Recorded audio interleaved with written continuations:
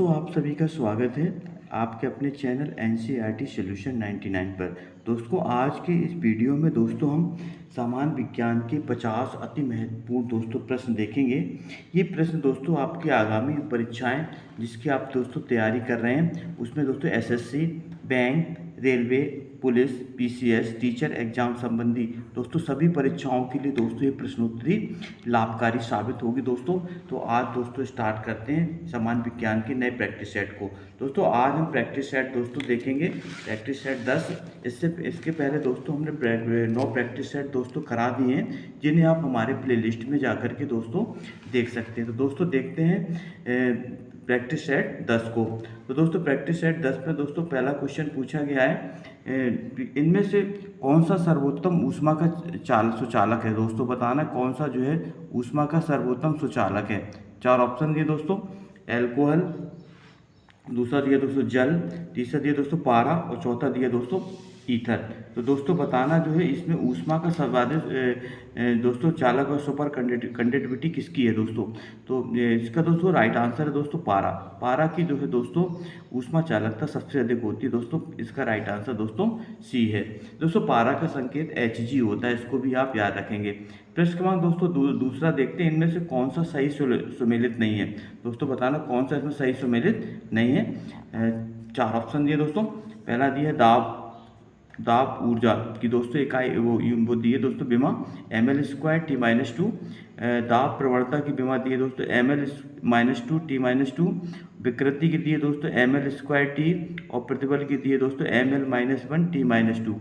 तो दोस्तों बताना इसमें से किसकी विमा दोस्तों सही नहीं है। तो दोस्तों जो विकृति की विमा दोस्तों, विकृति एक विमाहीन राशि है दोस्तों। इसकी विमा दोस्तों होती है विकृति का मतलब होता है दोस्तों लंबाई में परिवर्तन बटे प्रारंभ। इसकी कोई विमा नहीं होती दोस्तों। तो दोस्तों इसका राइट आंसर दोस्तों सी है। तो दोस्तों सुमेलित नहीं है, वो है सी।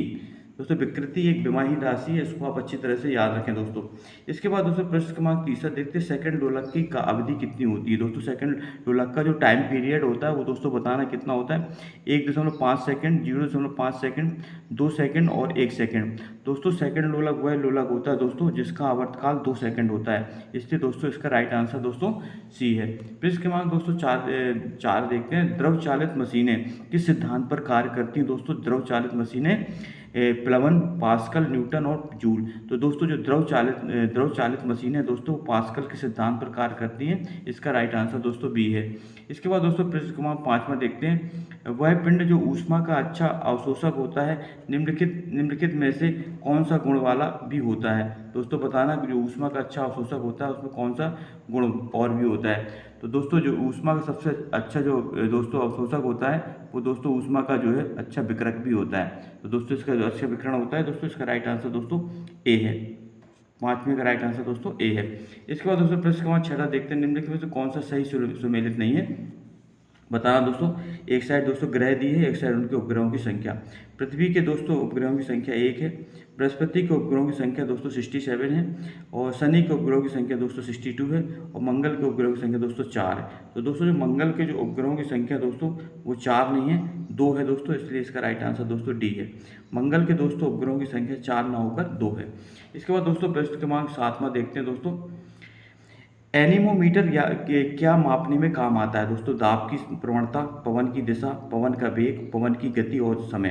तो दोस्तों एनीमोमीटर जो है इसका उपयोग दोस्तों पवन की गति नापने में किया जाता है दोस्तों। 7वें का राइट आंसर दोस्तों सी है, पवन की गति की या वेग दोस्तों इसका नापने में, पवन का वेग नापने में एनीमोमीटर का प्रयोग किया जाता है। प्रश्न क्रमांक दोस्तों 8वां देखते हैं, इनमें से कौन सी प्रघटना है यह है जो निर्णय लेने में सहायक होती है किस कि प्रकाश एक अनप्रस्थ तरंग है। दोस्तों बताना है कौन सी घटना है जिसमें ये सिद्ध होता है कि जो प्रकाश एक अनप्रस्थ तरंग की तरह कार्य करता है। अपवर्तन, ध्रुवीकरण, व्यतिकरण और विवर्तन। तो दोस्तों इसका राइट आंसर दोस्तों बी है, ध्रुवीकरण। ध्रुवीकरण जो है ऐसी घटना है दोस्तों जिसमें हमें सिद्ध होता है कि प्रकाश एक अनप्रस्थ तरंग की भांति व्यवहार करता है। प्रश्न क्रमांक दोस्तों 9वां देखते हैं, प्रश्न क्रमांक 9 में क्या पूछा है, शीशे के एक टुकड़े सहित बर्फ का एक ब्लॉक खंड पानी में तैरता है, यदि बर्फ पिघलती है तो पानी का स्तर क्या होगा। दोस्तों अगर शीशे के एक टुकड़े सहित बर्फ का एक ब्लॉक या दोस्तों बर्फ का एक टुकड़ा जो है पानी में अगर डाल दिया जाए और यदि बर्फ़ पिघलती है तो पानी का स्तर क्या होगा दोस्तों बताना। 4 ऑप्शन, नीचे गिरता है उतना ही रहता है, ऊपर उठता है, पहले गिरता है फिर उठता है। तो दोस्तों प्रश्न क्रमांक 9 का राइट आंसर दोस्तों बी है।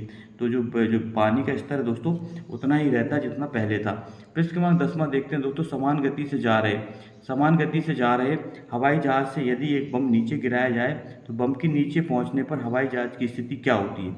बम गिरने के स्थान से पीछे, बम के ठीक ऊपर, बम गिरने के स्थान से आगे, आगे या पीछे उसकी गति पर निर्भर करता है। तो दोस्तों प्रश्न क्रमांक 10वें का राइट आंसर दोस्तों बी है, बम के ठीक ऊपर। तो दोस्तों जो हवाई जहाज की स्थिति होगी बम के ठीक ऊपर। इसके बाद दोस्तों प्रश्न क्रमांक 11 देखते हैं। प्रश्न क्रमांक 11 में दोस्तों क्या पूछा गया है। दोस्तों प्रश्न क्रमांक 11 में दिए सूची 1 का सूची 2 से मिलान करना है। तो एक साइड दोस्तों राशियाँ दी हैं और एक साइड उनके मात्रक दिए हैं। तो दोस्तों मीटर प्रति सेकंड स्क्वायर, दोस्तों बताना है जो है मीटर प्रति सेकंड स्क्वायर किसका मात्रक होता है। दोस्तों जो मीटर प्रति सेकंड स्क्वायर दोस्तों मात्रक होता है वो होता है दोस्तों त्वरण का मात्रक होता है दोस्तों मीटर प्रति सेकंड स्क्वायर। न्यूटन सेकंड, दोस्तों न्यूटन जो सेकंड मात्रक होता है दोस्तों वो होता है आवेग बराबर होता है दोस्तों बल गुणे समय। तो इसका मात्रक दोस्तों होता है आवेग का मात्रक होता है दोस्तों न्यूटन सेकंड। न्यूटन दोस्तों मात्रक होता है दोस्तों बल का और दोस्तों जूल मात्रक होता है दोस्तों कार्य का। तो इसके बाद दोस्तों प्रश्न क्रमांक दोस्तों 12 देखते हैं। साधारणतः मरकत पन्ना का रंग क्या होता है। दोस्तों बताना साधारणतः मरकत पन्ना का रंग होता है प्रीशियन ब्लू, गहरा हरा, पीला और बैगनी। तो दोस्तों प्रश्न क्रमांक 12 का जो राइट आंसर दोस्तों वो गहरा हरा होता है पन्ना का रंग। दोस्तों पहिए में बॉल बेयरिंग का क्या कार्य है। दोस्तों पहिए में जो बॉल बेयरिंग का उपयोग किया जाता है वो किस लिए की जाती है। स्थैतिक घर्षण को गतिक घर्षण में बदलने के लिए, गतिक घर्षण को बेलन घर्षण में बदलने के लिए, घर्षण को बढ़ाना, मात्र सुविधा के लिए। तो दोस्तों प्रश्न क्रमांक 13 का जो राइट आंसर दोस्तों वो है जो बॉल बेयरिंग का उपयोग दोस्तों गतिक घर्षण को बेलन घर्षण में बदलने के लिए दोस्तों इसका प्रयोग किया जाता है। प्रश्न क्रमांक 14 देखते हैं। पानी में हवा का बुलबुला व्यवहार करता है। दोस्तों बताना पानी में जो हवा का बुलबुला है वो किस लेंस की तरह व्यवहार करता है। अवतल, उत्तर दर्पण या अवतल दर्पण। तो दोस्तों 14 का जो राइट आंसर है वो दोस्तों अवतल है। पानी में जो हवा का बुलबुला है दोस्तों वो अवतल लेंस की भांति व्यवहार करता है। प्रश्न क्रमांक 15 देखते हैं। निम्नलिखित में वह धातु कौन सी है दोस्तों जिसका प्रयोग विद्युत चुंबक के रूप में नहीं किया जाता। कोबाल्ट, निकेल, तांबा और लोहा। तो दोस्तों विद्युत चुंबक बनाने में दोस्तों जिस धातु का प्रयोग नहीं किया जाता वो है दोस्तों कोबाल्ट और दोस्तों इसका संकेत होता है दोस्तों CO। इसका प्रश्न में धुआं पैदा होने का कारण क्या होता है। दोस्तों बताना धुआं जो पैदा होता है उसका क्या कारण है। गैस का गैस में परिक्षेपण, गैस में ठोस का परिक्षेपण, द्रव में ठोस का परिक्षेपण या ठोस में गैस का परिक्षेपण। तो दोस्तों प्रश्न क्रमांक 16 का राइट आंसर दोस्तों है गैस में ठोस का परिक्षेपण। राइट आंसर दोस्तों बी है। प्रश्न क्रमांक दोस्तों बताना मोमबत्ती एक मिश्रण है। किसका मिश्रण है दोस्तों बताना है। मधु मोम, पैराफिन मोम का, अति वसा में एसिडों और साइट्रिक एसिड का, मधु मोम और साइट्रिक एसिड का, पैराफिन मोम और साइट्रिक एसिड का। तो दोस्तों मोमबत्ती जो एक मिश्रण होता है दोस्तों वो होता है पैराफिन मोम और साइट्रिक एसिड का। तो दोस्तों 17 का जो राइट आंसर है वो दोस्तों डी है। इसके बाद दोस्तों प्रश्न क्रमांक 18 देखते हैं। 18 में क्या पूछा गया है। सौर सेल बनाने के लिए किस तत्व का प्रयोग किया जाता है। दोस्तों सौर सेल बनाने के लिए किस तत्व का प्रयोग किया जाता है। सिलिकॉन, कैल्शियम और दोस्तों सोडियम और मैग्नीशियम। तो दोस्तों जो सौर सेल बनाने के दोस्तों सिलिकॉन धातु का प्रयोग किया जाता है दोस्तों। इसका संकेत दोस्तों ऐसा ही होता है और दोस्तों ये अर्धचालक धातु है। इसका प्रयोग दोस्तों सौर सेल बनाने में किया जाता है। प्रश्न क्रमांक दोस्तों 19 में देखते हैं। 19 में निम्नलिखित में से रासायनिक अभिक्रिया नहीं है। कोयले का जलना, पानी का भाप में बदलना, भोजन का पकना, कागज का जलना। दोस्तों बताना कौन सी ऐसी अभिक्रिया है जो दोस्तों रासायनिक अभिक्रिया नहीं है। तो दोस्तों जो 18 का जो राइट आंसर है दोस्तों वो हमारा है कोयले का जलना। 19 का दोस्तों राइट आंसर है वो हमारा है दोस्तों पानी का भाप में बदलना। दोस्तों जो दोस्तों रासायनिक अभिक्रिया वो अभिक्रिया कहलाती है दोस्तों जिन अभिक्रियाओं के फलस्वरूप जो पदार्थ जो है दोस्तों उसी रूप में नहीं लाया जा सकता दोस्तों वो रासायनिक अभिक्रिया कहलाती हैं। तो दोस्तों कोयले का जलना और भोजन का पकना और कागज का जलना दोस्तों ये रासायनिक अभिक्रिया हैं दोस्तों। बाकी पानी का भाप में बदलना दोस्तों ये जो है भौतिक अभिक्रिया है ना कि जो है तो एक रासायनिक अभिक्रिया। क्योंकि पानी को दोस्तों भाप में बदला जा सकता है और भाप को पुनः द्रवित करके पानी में बदला जा सकता है। इसके बाद दोस्तों प्रश्न क्रमांक 20। दोस्तों आप हमारे चैनल से दोस्तों जुड़ना चाहते हैं दोस्तों तो पहली बार दोस्तों हमारे चैनल को सब्सक्राइब कर लें दोस्तों, लाइक कर दें और दोस्तों अपने कमेंट सेक्शन में प्रतिक्रिया अवश्य दें कि आपको दोस्तों प्रश्नोत्तरी कैसी लगी।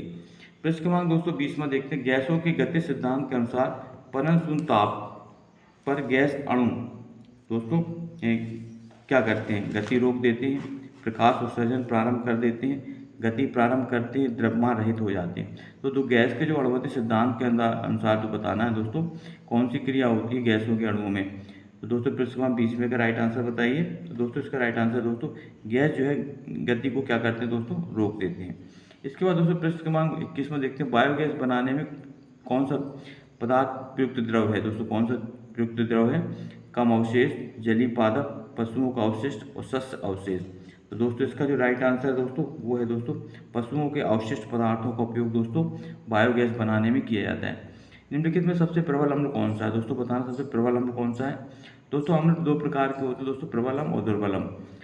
दोस्तों इसमें बताना सबसे प्रबल अम्ल कौन है। दोस्तों सबसे प्रबल अम्ल है दोस्तों 4 ऑप्शन दिए, ट्राइक्लोरो एस्टिकम, डाइक्लोरो एस्टिकम, एस्टिक अम्ल और मोनोक्लोरो एस्टिक अम्ल। तो दोस्तों ट्राइक्लोरो एस्टिक अम्ल जो है दोस्तों एक प्रबल अम्ल है। इसका दोस्तों राइट आंसर दोस्तों ए है। दोस्तों ट्राइक्लोरो एस्टिक अम्ल प्रबल अम्ल इसलिए दोस्तों क्योंकि इसमें क्लोरीन के 3 परमाणु जुड़े होते हैं, जबकि दोस्तों डाइक्लोरो एस्टिक अम्ल में क्लोरीन के 2 परमाणु होते हैं और दोस्तों मोनोक्लोरो एस्टिक अम्ल में क्लोरीन का 1 परमाणु होता है। तो दोस्तों 3 क्लोरीन परमाणु जुड़े होने के कारण दोस्तों इसकी अम्लीयता सबसे अधिक होती है। तो इसके बाद प्रश्न क्रमांक 23 देखते हैं, पर्यावरण में पौधे का प्रभाव किसकी वृद्धि के कारण होता है? Carbon monoxide, carbon dioxide, sulphur dioxide, ozone. तो दोस्तों पर्यावरण में सीधा प्रभाव किसकी वृद्धि के कारण होता है?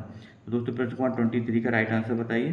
तो दोस्तों पर्यावरण में पौधों का प्रभाव जिसकी वृद्धि का कारण होता है वो है कार्बन डाइऑक्साइड। इसके बाद दोस्तों प्रश्न क्रमांक 24 देखते हैं, कीटाणुनाशक के रूप में डीडीटी के प्रयोग की हानि क्या है? इसकी अधिक लागत, दूसरों से कम प्रभावी, कुछ समय बाद अप्रभावी हो जाना, प्रकृति में सरलता से निम्नीकरण नहीं होना। दोस्तों 24 का राइट आंसर बताइए दोस्तों।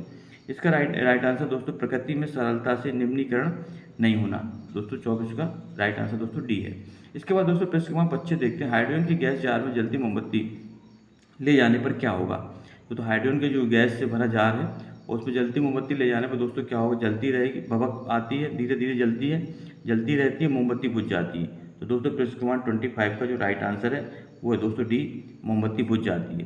क्योंकि दोस्तों हाइड्रोजन की गैस जार में जो मोमबत्ती ले जाते हैं दोस्तों तो ऑक्सीजन की अनुपस्थिति में क्या होती है? मोमबत्ती दोस्तों बुझ जाती है। स्टेनलेस स्टील इसकी मिश्र धातु है दोस्तों। मिश्र धातु वो धातु कहलाती हैं जो 2 या 2 से अधिक धातुओं के दोस्तों एक निश्चित अनुपात में मिलाने से बनती है, वो धातु मिश्र धातु कहलाती है। तो बताना स्टेनलेस स्टील जो है एक मिश्र धातु है जो किन किन धातुओं से मिलकर बनती है? लोहा, क्रोमियम, कार्बन, लोहा, क्रोमियम, निकेल, लोहा, जिंक और मैग्नीज, लोहा, कार्बन और दोस्तों जिंक। तो दोस्तों प्रश्न क्रमांक 26 का राइट आंसर दोस्तों बी है, लोहा, क्रोमियम और निकेल। दोस्तों इन तीनों धातुओं के मिश्रण से दोस्तों स्टेनलेस स्टील का निर्माण होता है। प्रश्न क्रमांक 27 देखते हैं दोस्तों, सल्फर का मुख्य प्रयोग किसके निर्माण में होता है? H2S, SO2, H2SO4, कवकनाशी। तो दोस्तों सल्फर का उपयोग दोस्तों H2SO4 या सल्फ्यूरिक अम्ल बनाने में दोस्तों किया जाता है। इसका राइट आंसर दोस्तों सी है। प्रश्न क्रमांक दोस्तों 28 में देखते हैं, प्रश्न को एक साइड दोस्तों उत्पाद दिए हैं, एक साइड स्रोत देते हैं, इनका दोस्तों मिलान करना सूची 1 का सूची 2 से। तो दोस्तों इसका दोस्तों प्रश्न क्रमांक 28 का राइट आंसर बताना दोस्तों। तो दोस्तों इसका जो राइट आंसर है दोस्तों प्रश्न क्रमांक 28 का राइट आंसर दोस्तों ए है। दोस्तों जो साइट्रिक अम्ल है दोस्तों वो पाया जाता है हमारा नींबू में। इसका साइट्रिक अम्ल की नींबू में सबसे अधिकता होती है। दूसरा दोस्तों जो है टार्ट्रिक अम्ल दोस्तों इमली में पाया जाता है। और दोस्तों फार्मिक अम्ल दोस्तों चींटी के दोस्तों काटने से चींटी दोस्त जिस पदार्थ का श्रावण करते हैं दोस्तों वो होता है दोस्तों हमारा फार्मिक अम्ल, जिसके कारण दोस्तों जलन होती है। इसके कारण दोस्तों सोडियम कार्बोनेट का वाणिज्य नाम क्या है? Soda ash, bleaching powder, washing powder और बेकिंग सोडा। तो दोस्तों प्रश्न क्रमांक 29 का राइट आंसर दोस्तों है बेकिंग सोडा। बेकिंग सोडा का दोस्तों जो एक अन्य नाम सोडियम बाइकार्बोनेट है। किसके जल उपचार से फेरस सल्फेट का प्रयोग होता है?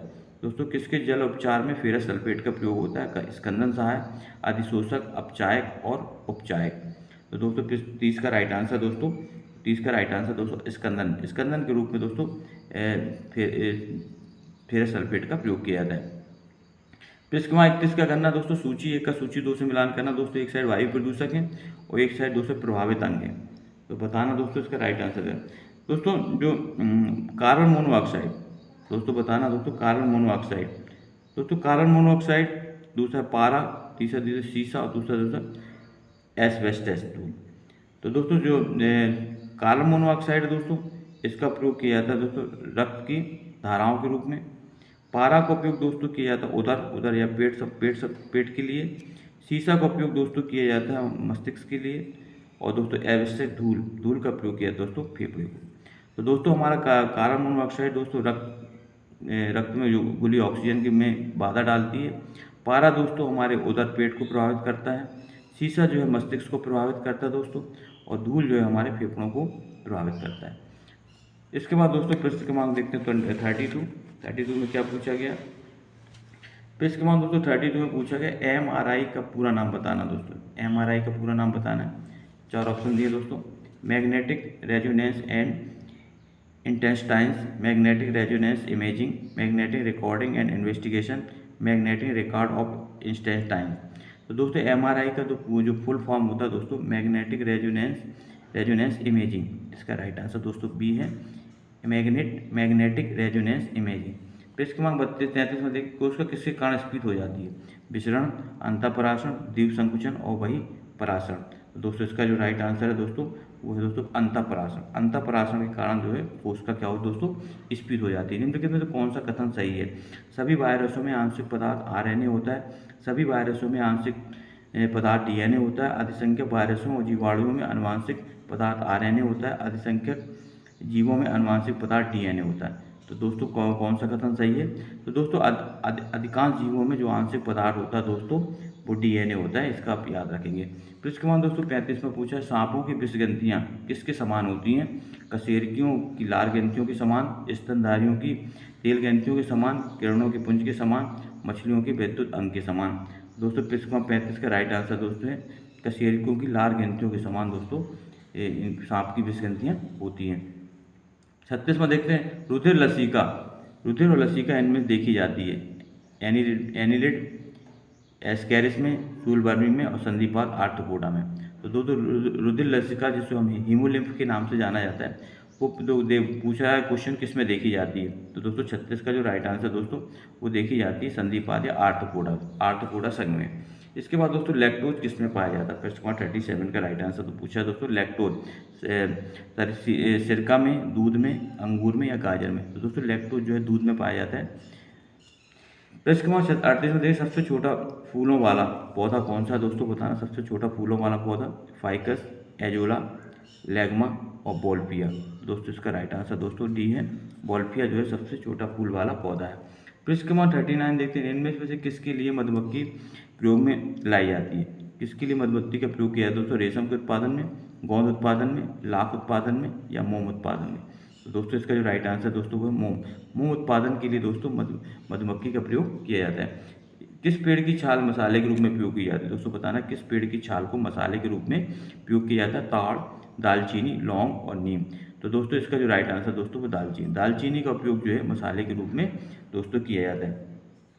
इसके बाद दोस्तों प्रश्न क्रमांक 41 देखते हैं सौर ऊर्जा का सबसे बड़ा यौगिकरण कौन है। तो सौर ऊर्जा का सबसे बड़ा यौगिक कारक कौन है। हरे पौधे, कवक, प्रोटोजोआ और बैक्टीरिया। तो दोस्तों इसका राइट आंसर दोस्तों हरे पौधे दोस्तों सबसे बड़े जो है यौगिक कारक दोस्तों सौर ऊर्जा के सबसे बड़े यौगिक कारक है। इंसुलिन क्या है दोस्तों बताना। इंसुलिन दोस्तों एक हार्मोन है, स्तन श्रावण में उत्प्रेषित करती है, रुधिर नलिकाओं को संकुचित करती है, रुधिर शर्करा को बढ़ाती है, रुधिर शर्करा को घटाती है।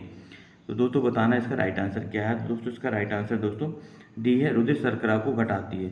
तो इंसुलिन जो है दोस्तों रक्त में शर्करा की मात्रा को क्या करती है दोस्तों घटाती है। निम्नलिखित में से क्या स्वतः पोषित हैं दोस्तों बताना। जो ऐसे कौन पदार्थ हैं जो स्वपोषी हैं या स्वतः पोषित हैं जो अपने भोजन का निर्माण स्वयं करते हैं। मशरूम, टिड्डा, शैवाल और तितली। तो दोस्तों 43 का जो राइट आंसर दोस्तों शैवाल दोस्तों स्वपोषी के अंतर्गत आते हैं। ये अपने भोजन का निर्माण स्वयं करते हैं। ब्रेड बनाने के लिए कौन सा आवश्यक घटक है बताना दोस्तों। मैदा और घी, मैदा और बेकिंग सोडा, मैदा और बेकिंग पाउडर, मैदा और खमीर। तो दोस्तों इसका जो राइट आंसर है दोस्तों वो है दोस्तों मैदा और खमीर का प्रयोग दोस्तों ब्रेड बनाने में किया जाता है। निम्नलिखित में कौन सा पक्षी आकार में बड़ा होता है। कीवी, शुतुरमुर्ग, मोर और चील। तो दोस्तों जो पक्षी आकार में दोस्तों बड़ा होता है दोस्तों वो पक्षी आप सब लोगों को पता होगा वो है आपका शुतुरमुर्ग। दोस्तों ये उड़ता भी है और जो है ज़मीन पर चलता भी है। इसके बाद दोस्तों प्रश्न क्रमांक 46 देखते हैं। प्रश्न क्रमांक 46 में क्या पूछा गया दोस्तों, प्रश्न क्रमांक कंप्यूटर से संबंधित दोस्तों प्रश्न हैं, इनको आप अच्छी देख लें। हर एग्जाम में दोस्तों एक या दो या तीन से प्रश्न दोस्तों कंप्यूटर से रिलेटेड पूछे जाते हैं। ईमेल का जनक किसे कहा जाता है? सबीर भाटिया, रे टॉमलिंसन, आर्थर सी क्लॉक और बिल गेट्स। तो दोस्तों ईमेल का जनक जो है रे टॉमलिंसन को कहा जाता है। प्रश्न क्रमांक 46 का राइट आंसर दोस्तों हमारा है बी। प्रश्न क्रमांक दोस्तों DOS का पूरा नाम बताना है। तो दोस्तों DOS का पूरा नाम होता है डिस्क ऑपरेटिंग सिस्टम। दोस्तों इसका पूरा नाम है डिस्क ऑपरेटिंग सिस्टम। दोस्तों कंप्यूटर की शब्दावली है, DOS का फुल फॉर्म है दोस्तों। प्रश्न क्रमांक 47 का राइट आंसर दोस्तों बी है। प्रश्न क्रमांक दोस्तों 48 देखते हैं। प्रश्न क्रमांक 48 में क्या पूछा है? पहली कंप्यूटर भाषा कौन सी विकसित की गई? दोस्तों बताना, पहली कंप्यूटर भाषा कौन सी थी? पास्कल, फोर्ट्रॉन, बेसिक और कोबोल। तो दोस्तों प्रश्न क्रमांक 48 का राइट आंसर दोस्तों बी है। तो पहली कंप्यूटर भाषा थी दोस्तों वो थी फोर्ट्रॉन। प्रश्न क्रमांक दोस्तों 49 देखते हैं। 49 में क्या पूछा गया? किसी कंप्यूटर का सबसे महत्वपूर्ण हिस्सा कौन सा है? प्रश्न क्रमांक 49 का right answer memory, CPU, hard disk और IO यूनिट। तो दोस्तों 49 का राइट आंसर दोस्तों CPU। किसी कंप्यूटर का सबसे महत्वपूर्ण हिस्सा दोस्तों CPU है। इसका फुल फॉर्म होता है दोस्तों सेंट्रल प्रोसेसिंग यूनिट। इसे कंप्यूटर का मस्तिष्क भी कहा जाता है। निम्नलिखित में से DBMS की पहचान कीजिए। MS PowerPoint, MS Excel, इनमें से कोई नहीं। तो दोस्तों इसमें जो DBS है वो दोस्तों है इनमें से कोई नहीं। इसका राइट आंसर दोस्तों ये तीनों दोस्तों DBS नहीं है, इसलिए इसका राइट आंसर दोस्तों डी है। तो दोस्तों हम आप प्रश्नोत्तरी कैसे लगी दोस्तों हमें कमेंट सेक्शन में अपनी प्रतिक्रिया दें। दोस्तों आप हमारे चैनल में से पहली बार जुड़े हैं दोस्तों तो प्लीज़ हमारे चैनल को सब्सक्राइब कर दें, ताकि आपको नोटिफिकेशन जैसे ही हम वीडियो डालेंगे आपको नोटिफिकेशन तुरंत पहुँचेगा। दोस्तों आप हमारे चैनल को सब्सक्राइब कर दें, लाइक कर दें और दोस्तों ये प्रश्नोत्तरी अपने दोस्तों को ज़्यादा से ज़्यादा शेयर करें। दोस्तों आपका दिन शुभ हो। जय हिंद दोस्तों, जय भारत, वंदे मातरम दोस्तों।